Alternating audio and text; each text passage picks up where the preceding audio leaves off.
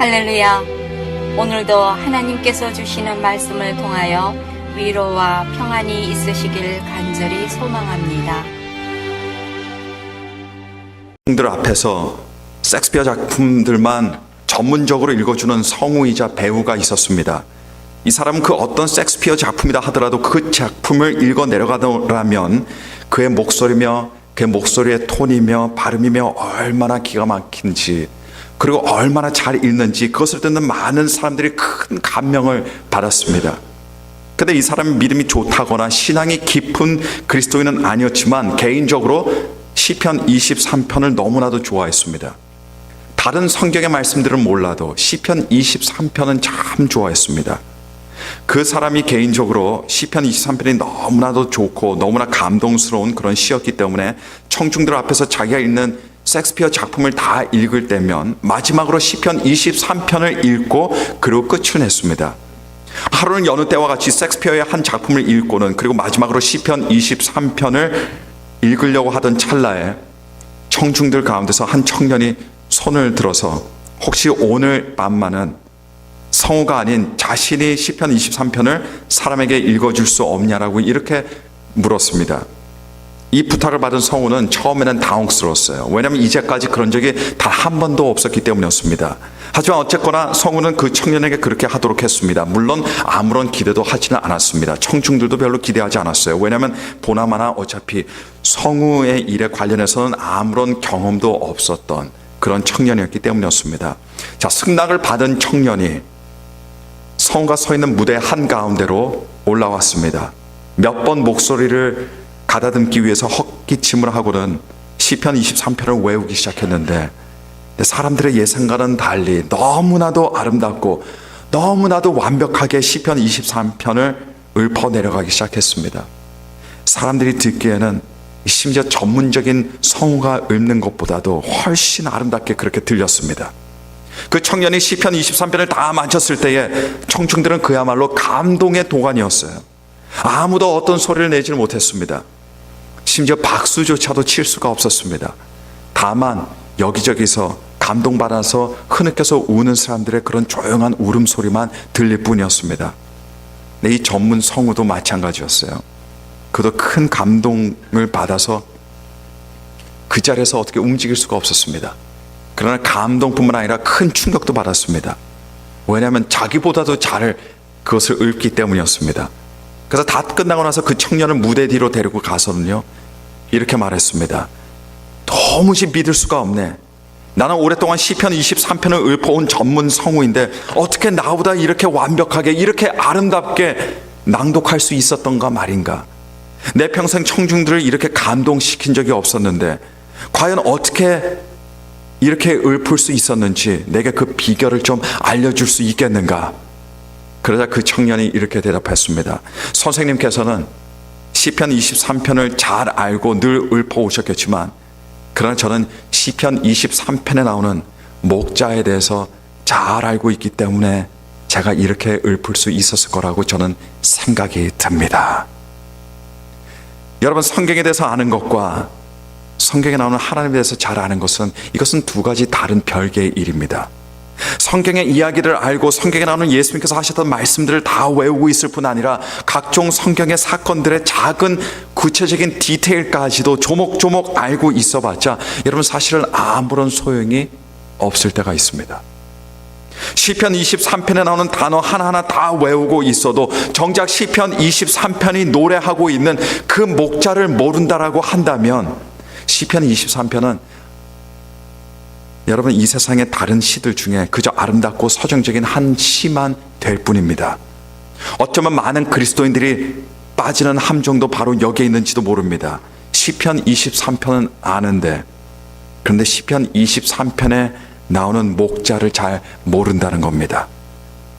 시편 23편은 참 좋아하는데 정작 그 목자와의 거리가 너무나도 멀다고 하는 사실이에요. 시편 23편은 참 좋은데 그 시편 23편이 노래하는 목자의 음성을 듣지 않습니다. 그 목자를 따르지 않는다는 것, 이것이 적지 않은 그리스도인들이 가지고 있는 안타까운 현실이 아닌가 생각이 듭니다. 조금 넓은 안목으로 볼 때 여러분, 성경도 마찬가지입니다. 성경은 가지고 있지만, 아니 집에 여러 권이라도 가지고 있지만, 한국말 성경도 있고 영어 성경도 가지고 있지만, 그런 정작 그 사람의 삶에는 예수님이 없는 사람들이 있을 수가 있습니다. 어떤 무신론자가 이렇게 말합니다. 자신은 성경을 여러 번 읽었다라고 말해요. 아니, 웬만한 일반 그리스도인들보다도 성경에 대해서 잘 안다라고 이렇게 말할 수 있습니다. 그런데 그 사람이 놓치고 있는 것이 한 가지가 있습니다. 그 사람이 성경의 내용들은 알지라도 그러나 예수님을 모른다는 겁니다. 하나님을 모른다고 하는 겁니다. 히브리서 4장 12절에 보시면 성경이 과연 어떤 책인지 간략하게, 그리고 정확하게, 그리고 깊이 있게 표현하고 있는 구절이 있습니다. 거기 보니까 하나님의 말씀은 살아있고 활력이 있어 좌우의 날선 어떤 검보다도 예리하여 혼과 영과 관절과 골수를 찔러 쪼개기까지 하며 또 마음의 생각과 뜻을 판단하나니라고 이렇게 기록하고 있습니다.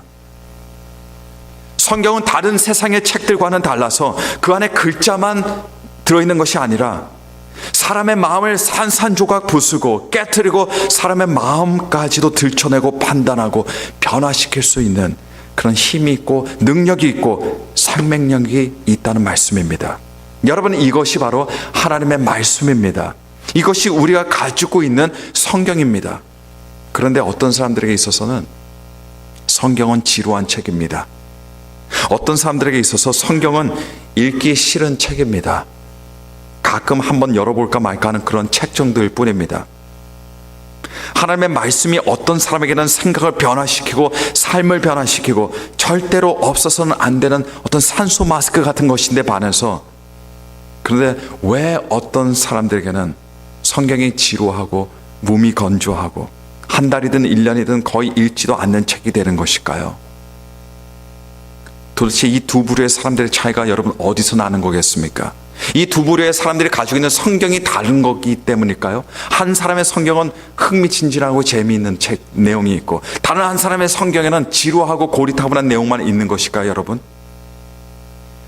오늘 본문 말씀을 보시면 성경은 능히 우리로 하여금 구원에 이르는 지혜가 있게 한다라고 말씀하고 있습니다. 그뿐 아니라 성경은 하나님의 사람으로 온전하게 하고 모든 선한 일을 행하기에 온전케 하는 것이라고 말씀하고 있습니다. 온전한 사람이 되는데 필요한 것이 무엇이라는 말입니까? 하나님의 말씀이라는 겁니다. 우리가 하나님의 선한 일을 행하기에 온전하게 만드는 것이 무엇이라는 겁니까? 다른 것이 필요가 없어요. 하나님의 말씀이면 족하다라는 겁니다. 그런데 분명한 사실은 모든 사람들에게 성경이 그런 책이 되는 것이 아니라는 겁니다. 도대체 어떤 사람에게 성경이 구원에 이르는 지혜를 주고 어떤 사람에게 성경이 하나님의 사람으로 온전케 만들고 하나님 나라의 선한 일을 행하기에 온전케 하는 것일까요, 여러분? 물론 단순히 성경의 내용을 숙지하고 있는 사람이 아닙니다. 단순히 예수님께서 하셨던 말씀들을 외우고 있는 사람도 절대로 아닙니다. 바로 이 시간 살아계시며 역사하시는 예수 그리스도를 온 마음으로 지금 이 순간 믿고 있는 사람, 그 믿음이 살아있는 사람, 그 믿음으로 예수 그리스도를 찾고 예수 그리스도를 의식하고 예수 그리스도를 추구하는 사람에게 성경은 무엇이 되는 것입니까? 구원에 이르는 지혜가 되는 겁니다. 그리고 사람마다 매일마다 온전하게 만들어주는 하나님의 책이 되고 하나님의 선한 일을 행하기에 부족함이 없도록 만들어주는 그런 하나님의 말씀이 된다는 것을 믿으시길 바랍니다. 사도 바울의 제자였던 디모데는 어려서부터 성경을 배우고 그리고 그 성경을 알던 사람이었습니다. 그런데 사도 바울이 디모데에게 재차 강조하고 재차 확인시켜주고 싶은 것이 한 가지 있어요. 그것은 비록 디모데가 어려서부터 성경을 알았지만 그냥 알기만 한다고 되는 일이 아니라는 겁니다. 왜냐하면 하나님께서 성경을 주신 이유는 단순히 성경의 내용을 사람들로 하여금 알게 하기 위함이 아니었습니다. 성경을 주신 하나님의 목적은 궁극적으로 성경의 말씀들을 믿게 하기 위해서 주신 책인 겁니다. 그리고 하나님의 말씀을 믿는 사람에게 성경이 구원에 이르는 지혜가 되게 하시고 하나님의 사람으로 온전케 하실 뿐만 아니라 모든 선한 일을 행할 능력을 주시는 겁니다. 그래서 오늘 사도 바울이 젊은 디모데에게 보내는 디모데 후서의 본문 중에 3장 15절에 또 어려서부터 성경을 알았나니 성경은 능히 너로 하여금 그리스도 예수 안에 있는 믿음으로 말미암아, 무엇으로 말미암아? 믿음으로 말미암아 구원에 이르는 지혜가 있게 하느니라라고 말씀하고 있는 겁니다. 우리가 읽었던 본문 말씀 바로 몇 절 전에 있는 한 구절을 보시게 되면요, 사실 우리로 하여금 참 긴장하게 만드는 그런 구절이 있습니다. 아니, 무서운 말씀이 있어요. 두려운 말씀이 있습니다.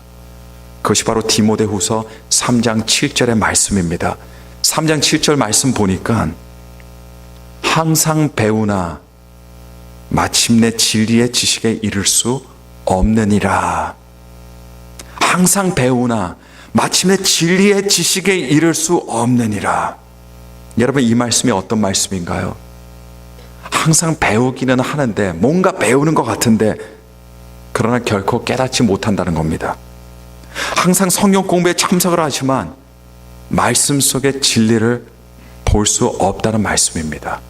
항상 목사님들의 설교를 듣지만 그러나 진리의 삶을 살 수 없다는 겁니다. 이게 바로 이 구절이 말씀하고 있는 말씀입니다. 하나님의 말씀 깨달을 수 없으니 다른 걸 찾는 겁니다. 다른 걸 추구하는 겁니다. 다른 걸 통해서 어떤 하나님의 뜻을 이루려고 하는 겁니다. 그러나 소용이 없어요. 하나님의 말씀을 떠나서는 소용이 없는 겁니다. 좀 아까 시편 23편에 대한 예화와 똑같은 거예요. 시편 23편에 대해서는 공부를 하고 그것을 많이 읽어도, 그것을 외울 수 있을 정도가 되어도, 그러나 정작 시편 23편이 노래하고 있는 그 목자와 여러분 아무런 상관없는 생각을 가지고 살아갈 수 있습니다. 시편 23편에 나오는 목자와 아무런 상관없는 그런 삶을 살 수가 있다는 겁니다. 항상 듣고 항상 생각하고 항상 배우지만 왜 절대로 진리의 지식에 이를 수 없습니까? 왜냐하면 예수 그리스도에 대한 믿음이 죽어있기 때문입니다. 죽어있기 때문이에요. 우리 그리스도인들이 항상 생각하는 생각입니다만, 우리 그리스도인들은 우리 그리스도인들의 마음에 있는 믿음이 살아있다라고 이렇게 전제로 하며 살아갑니다. 그런 정말 여러분 살아있습니까? 여러분들의 마음에 있는 믿음이 정말 살아있습니까? 디모데후서 3장은 사실 말세에 대한 내용으로 시작을 하고 있는 그런 장입니다. 말세에 어떤 현상들이 일어나게 되는지, 마지막으로 이 말세 때 살아가는 사람들이 어떻게 살아가는지 그거에 대해서 알려주고 있는 장이 디모데후서 3장입니다. 그래서 3장이 어떻게 시작을 하냐면요, 내가 이것을 알라 말세에 고통하는 때가 이르리니로 이렇게 시작을 하고 있는 게 디모데후서 3장 말씀입니다. 그리고 말세 때에 살아가는 타락한 세상, 그리고 이 세상 속에 어떤 삶을, 그 타락한 사람들이 어떤 삶을 살고 있는지 내리 설명을 하다가 3장이 끝날 때쯤 돼서 세상 사람들처럼 세상 속에서 타락하지 않기 위해서, 세상에 속한 사람들이 되지 않기 위해서 그리스도인이라면 반드시 지켜야 하는 한 가지 절대적인 중요한 명령을 엄숙하게 하게 됩니다. 한마디로 말하면요, 이 말세 때에 영혼을 지키기 위해서 다른 것들은 몰라도 이것만은 지켜야 한다라고 하는 것이 디모데후서 3장입니다. 그리고 이 부분이 오늘 제가 여러분들에게 읽어드린 본문의 내용입니다. 그러나 너는 배우고 확실한 일에 거하라. 너는 내가 누구에게서 배운 것을 알며 또 어려서부터 성경을 알았나니 성경은 능히 너로 하여금 그리스도 예수 안에 있는 믿음으로 말미암아 구원에 이르는 지혜가 있게 하느니라. 모든 성경은 하나님의 감동으로 된 것으로 교훈과 책망과 바르게 함과 의로 교육하게 유익하니 이는 하나님의 사람으로 온전케 하며 모든 선한 일을 행할 능력을 갖추게 하려 함이라. 며칠 전에 신문을 보니까 미국의 동성결혼 합법화가 압도적이고 그리고 지배적으로 확정하고 있다는 그런 기사를 읽었습니다. 여러분, 불과 20년, 30년 전만 하더라도 동성애는 많은 사람들 사이에서 문제로 인식이 되던 그런 이슈였습니다. 그런데 지금은 다릅니다. 지금은 동성연애라는 것이 문제로 인식되고 있는 것이 아니라 지금 사회적인 인권 운동으로 인식이 되고 있습니다. 그러니까 문제가 아니라 이것은 이제 운동이에요. 예전에는 죄로 여기던 동성연애가 이제는 죄와는 상관없이 그것이 진보냐 보수냐를 나누는 어떤 기준이 되어버리고 말았습니다. 그래서 동성연애를 인정하지 않는 단체는 이제는 원시적이고 속 좁고 고리따분하고 구식의 집단으로 그렇게 매도가 되는 판국입니다. 세상이 어렵습니다. 죄악이 관영합니다. 사람들은 자신들이 보기에 좋은 대로 생각합니다. 자기 눈에 보기 좋은 대로 살아갑니다. 예전에 한국에는 혼전 성관계를 갖게 되면 결혼 못한다는 말이 굉장히 자연스럽게 나오던 시대가 있었습니다. 그런데 이제는 그런 이야기하는 사람은 없습니다. 아니 오히려 기독교인들 사이에서도 뭐 그 정도쯤이야 할 수 없지 하고 넘어가는 그런 분위기, 그런 풍조가 되어버리고 말았습니다. 여러 가지 도덕적인 이슈와 관련해서 현대 그리스도인들은요 혼란스럽습니다. 혼동을 느낍니다. 내가 너무 보수적이었나? 내가 너무 한쪽으로만 생각했나? 내가 너무 구식인가? 내가 너무 고지식한가? 이렇게 생각하게 되었어요. 이렇게 생각하는 이유가 뭐예요? 그들이 혼동 속에 있다는 겁니다. 혼란해하고 있다는 이야기예요. 여러분, 시대마다 도덕의식은 변하고 윤리의식이 변합니다. 하지만 사람들의 도덕의식이 달라진다고 해서 하나님의 도덕적인 기준이나 진리가 변하는 것은 아닙니다. 만약 하나님의 도덕적인 윤리적인 기준과 진리가 변한다고 한다면 여러분, 우리가 가지고 있는 성경의 내용도 계속해서 변해야 되는 것이 맞습니다. 그럼 우리는 수시로 변화된 성경 말씀을 다시 사야 돼요. 또 사고 다시 사야 됩니다. 하지만 성경 말씀은 그대로입니다. 2000년 전이나 지금이나 똑같습니다. 2000년 이후에도 똑같을 수밖에 없습니다. 성경은 변하지 않습니다. 왜냐하면 진리이기 때문입니다. 진리는 변화되는 것이 아닙니다. 혼란과 혼동이 만연한 이런 세상에서 그리스도인들을 지켜주고 저와 여러분들을 보호하고 저와 여러분들로 하여금 흔들리지 않고 예수 그리스도로 하여금 그리스도인들로 하여금 힘이 되고 지혜가 되는 것은 단 한 가지입니다. 그것이 바로 하나님의 말씀인 성경입니다. 사도 바울이 젊은 목회자 디모데에게 말해주는 것이 여러분 바로 이거예요. 이 말세 때에 마지막까지 그리스도인들을 지켜주는 것이 무엇이다? 바로 하나님의 말씀이다라는 겁니다. 하나님의 말씀이다. 오늘 혹 하나님의 말씀을 멀리하며 지내시던 분들이 계시다면 그분들을 위해서, 또 하나님의 말씀의 중요성을 잊고 사시던 분들을 위해서 간단하게 제가 3가지만 말씀을 드리겠습니다. 첫 번째로, 예수님을 믿는다는 것은 무엇을 의미하는 것일까요?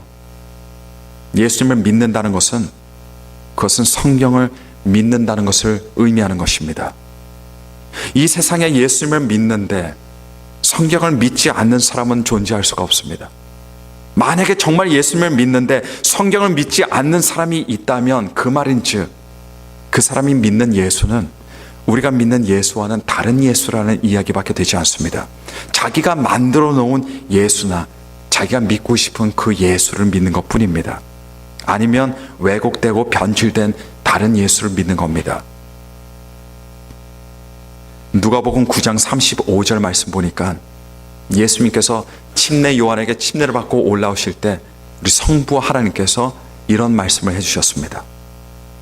누가복음 9장 35절 보니까 구름 속에서 소리가 나서 이르되 이는 나의 아들 곧 택함을 받은 자니 너희는 그의 말을 들으라 하고. 건강한 신앙생활, 건강한 신앙인에게 있어서 지금 영혼이 살아있는 신앙인, 믿음이 살아있는 신앙인에게 있어서 예수님을 믿는다는 것은 무엇을 의미합니까? 하나님의 말씀인 성경을 믿는 것과 똑같은 겁니다. 아브라함은 믿음의 조상으로 알려진 믿음의 위인입니다. 근데 그가 믿음의 길을 걷는 데 있어서 절대로 타협할 수 없는 한 가지 중요한 원칙이 있었습니다. 그것이 바로 하나님의 말씀을 믿는 일이었고 그 말씀대로 준행하는 일이었습니다. 그에게 있어서 신앙은 다른 것이 아니라 바로 그것이었습니다. 교회 나오는 것이 신앙이 아닙니다. 성경책을 펴고 그냥 성경을 읽고 아는 것이 엄밀히 말해서 신앙이 아니에요. 신앙은 무엇입니까? 하나님의 말씀을 듣고 하나님의 말씀을 믿는 것이 신앙입니다.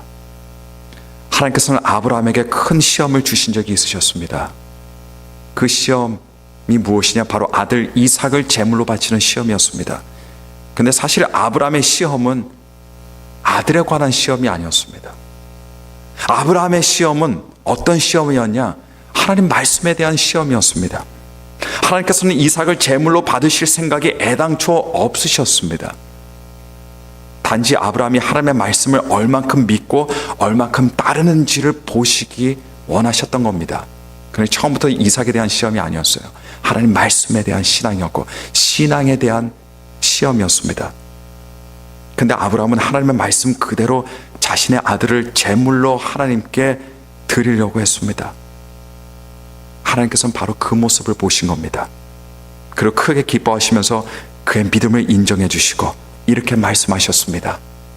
내 씨로 말미암아 천하 만민이 복을 받으리니 이는 내가 나의 말을 준행하였음이니라 하셨다 하니라.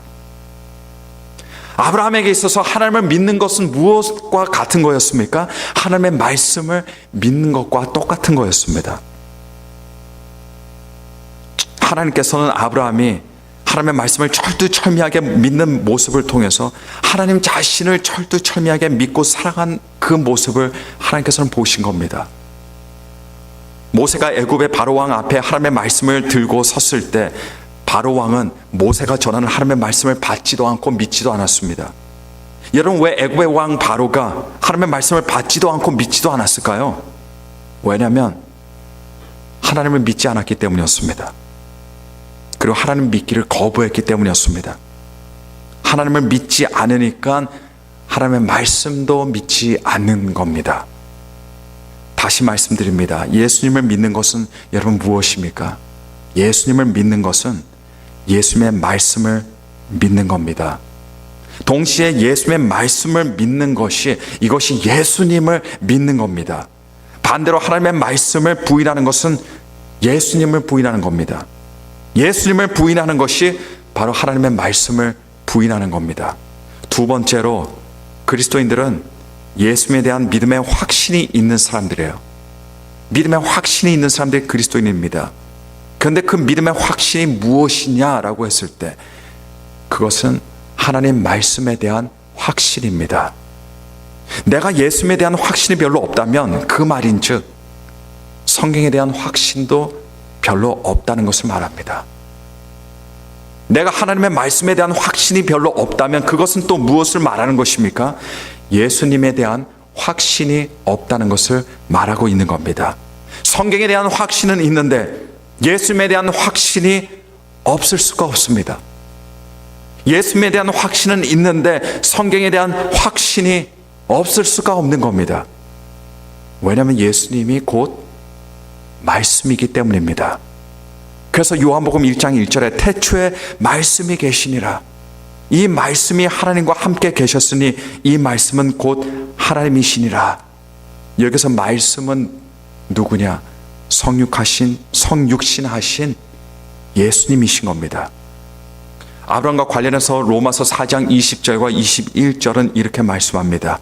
믿음이 없어 하나님의 약속을 의심하지 않고 믿음으로 견고하여져서 하나님께 영광을 돌리며 약속하신 그것을 또한 능히 이루실 줄을 확신하였으니 그러므로 그것이 그에게 의로 여겨졌느니라. 아브라함은 자기 나이 100세 때에 믿음이 있었습니다. 아들을 갖게 될 것이라는 믿음이 있었습니다. 자기 아내 사라의 태가 완전히 메말라서 죽었음에도 불구하고 아브라함은 무엇을 기대했습니까? 아들을 기대했습니다. 왜 아들을 기대했을까요? 왜냐하면 하나님께서 약속하신 말씀이 있었기 때문이었습니다. 로마서 4장 21절을 보시면 하나님께서는 약속하신 그 말씀을 능히 이루실 줄을 아브라함이 확신한다라고 이렇게 말했습니다. 근데 어떻게 아브라함이 하나님의 약속에 대한 확신이 있었을까요? 왜냐하면 하나님에 대한 확신이 있었기 때문이었습니다. 아브라함에게 있어서는 하나님의 약속에 대한 확신이 어떤 확신이었습니까? 하나님에 대한 확신이었습니다. 하나님에 대한 확신이 하나님의 약속의 말씀에 대한 확신이었던 겁니다. 마찬가지로 하나님을 확신하는 사람은 하나님의 말씀에 확신하는 사람입니다. 하나님의 말씀에 확신하는 사람은 바로 하나님을 확신하는 사람인 겁니다. 하나님 말씀을 읽는데 자꾸 의심이 생깁니다.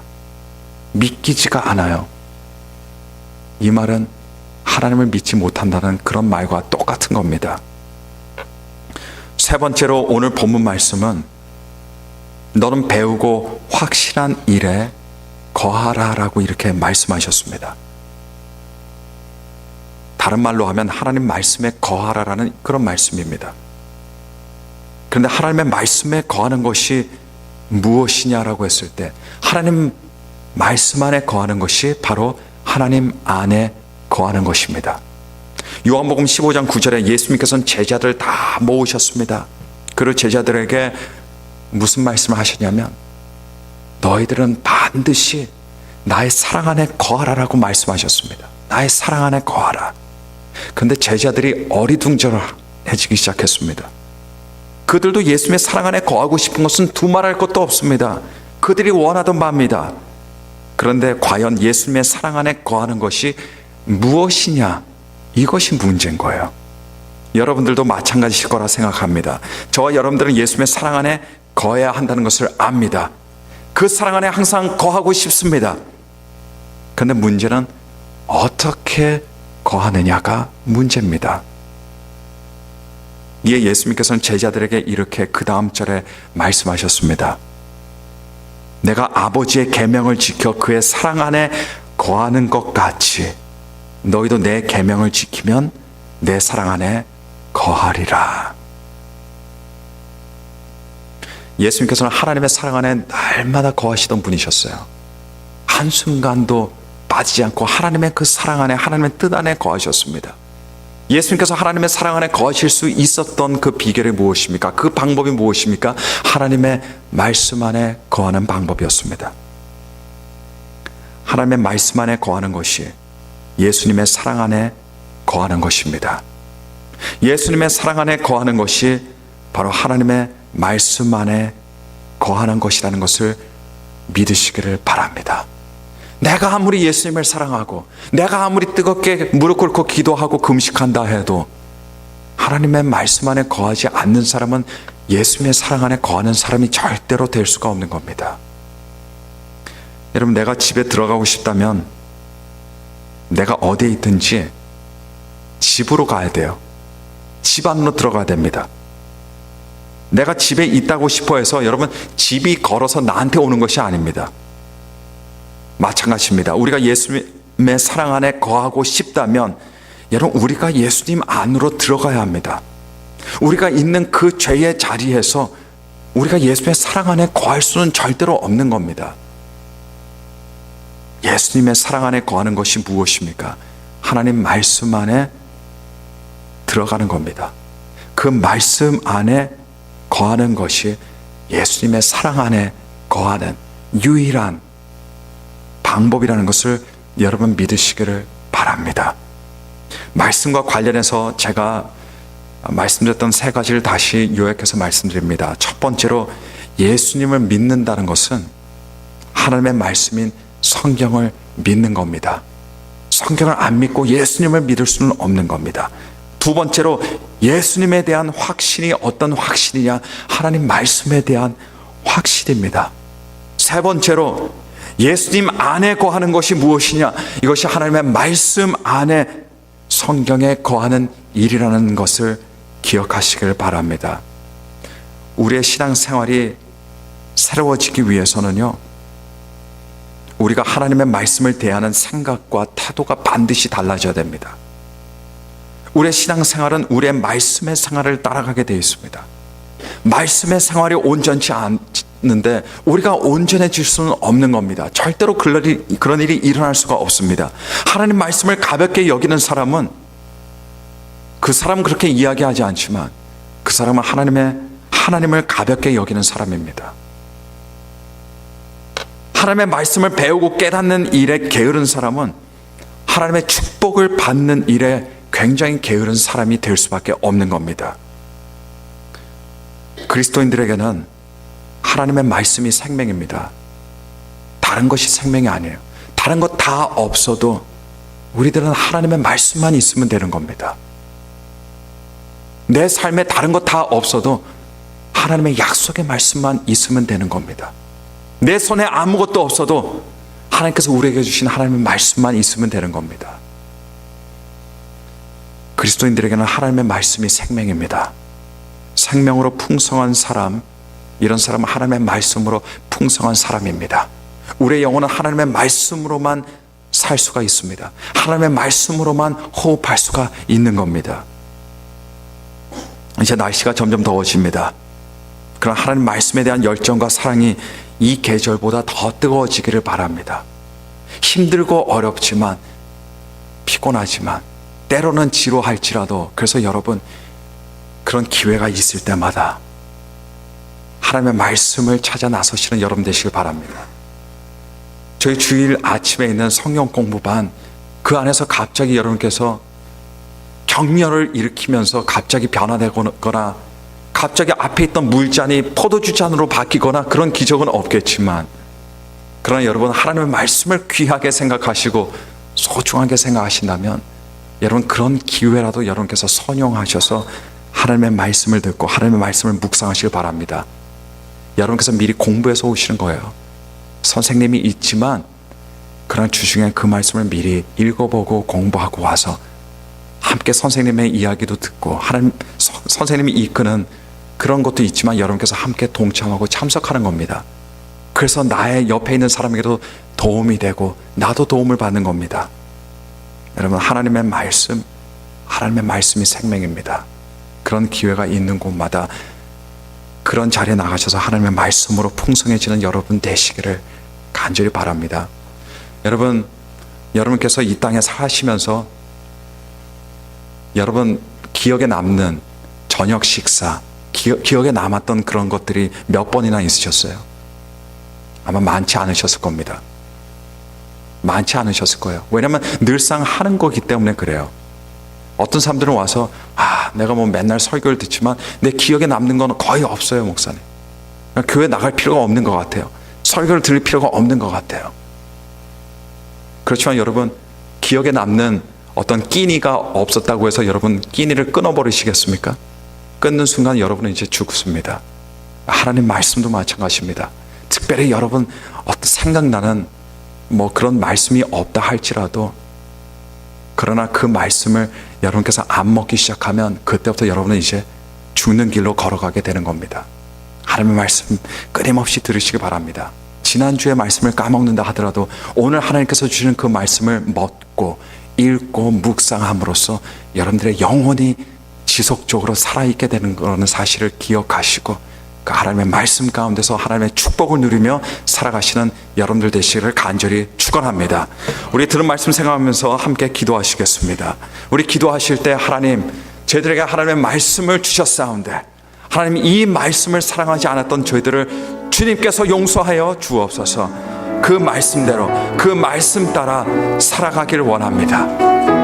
그 말씀 속에서 하나님을 발견하고 하나님을 찾고 하나님을 구하며 말씀 가운데서 우리의 영혼이 살아나고 우리의 영혼이 성장하는 귀한 하나님의 거룩한 자녀들 되게 해달라고 우리 통성으로 합심으로 다 함께 기도하도록 하겠습니다. 함께 기도하시겠습니다.